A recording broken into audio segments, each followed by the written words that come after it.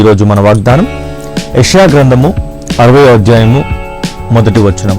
యెషయా గ్రంథము 60వ అధ్యాయం 1వ వచనం.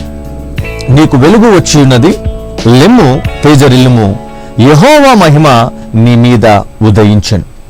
హల్లెలూయా. ఇక్కడ ఎప్పుడైతే యేసుప్రభుని నమ్ముకుంటామో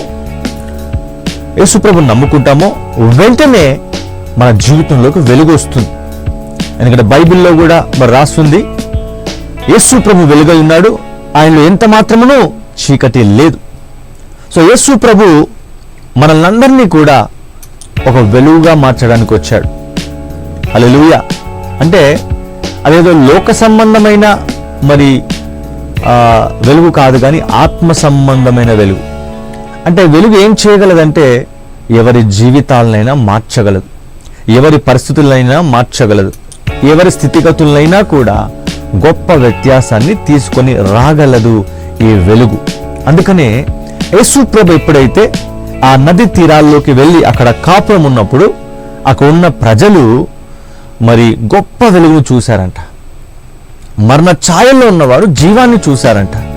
మరి యేసు ప్రభు ఎప్పుడైతే మరి ఆ ప్రాంతాల్లో ఆయన సంచరిస్తున్నాడో అప్పుడు రోగులు స్వస్థపరచబడ్డా. సో రోగాలనేవి, మరి వ్యాధులనేవి, దురలవాట్లు, వ్యభిచారము, పాపములకు సంబంధించినవన్నీ కూడా చీకటికి సంబంధించినవి. సాతానుడు చీకటిని విస్తరింపజేస్తాడు. ఒక మనిషిలో దురలవాట్లు కలిగే విధంగా చేస్తాడు, వ్యభిచారపు ఆత్మ ఉండే విధంగా చేస్తాడు, పాపములో కొనసాగే విధంగా చేస్తాడు, మరి ఇతరులకు ద్రోహము, మోసము చేసే విధంగా మరి ఆ వ్యక్తులు సాతానుడు చేయిస్తాడు.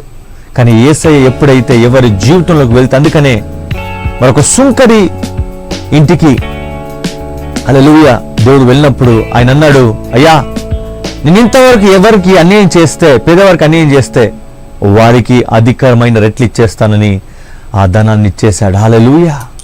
యేసు ప్రభు ఎవరి జీవితంలోకి వస్తే మోసం చేసేవారు, అన్యాయం చేసేవారు, అక్రమం చేసేవారు, మరొక వ్యభిచారపు స్త్రీ నీ యేసయ్య క్షమిస్తే అందరు రాళ్ళతో కొట్టాలి, చంపాలనుకున్నారు. కానీ యేసయ్య క్షమించాడు. ఆ క్షమాపణ బట్టి ఆమెలోకి వెలుగు ప్రవేశించింది. హల్లెలూయా. వెలుగు ప్రవేశించి ఆమె విలువైన అత్తరు బుడ్డిని తెచ్చి యేసయ్య పునరుద్ధాన నిమిత్తమై ఆయన అభిషేకించింది. కన్నీటితో తన పాదాలను మరి తడిపి తన వెంట్రుకలతో తుడిచింది. హల్లెలూయా. ఒక వ్యభిచారం చేసే స్త్రీ అంటే పాపాన్ని ప్రేమించే స్త్రీ పాపాన్ని విడిచిపెట్టి నీతిని అనుసరించింది. అంటే యేసు ప్రభులో వెలుగుంది కనుక యేసు ప్రభు క్షమించడం బట్టి ఆమెలోకి వెలుగు ప్రవేశించి ఆమె కూడా వెలుగుగా మారిపోయింది.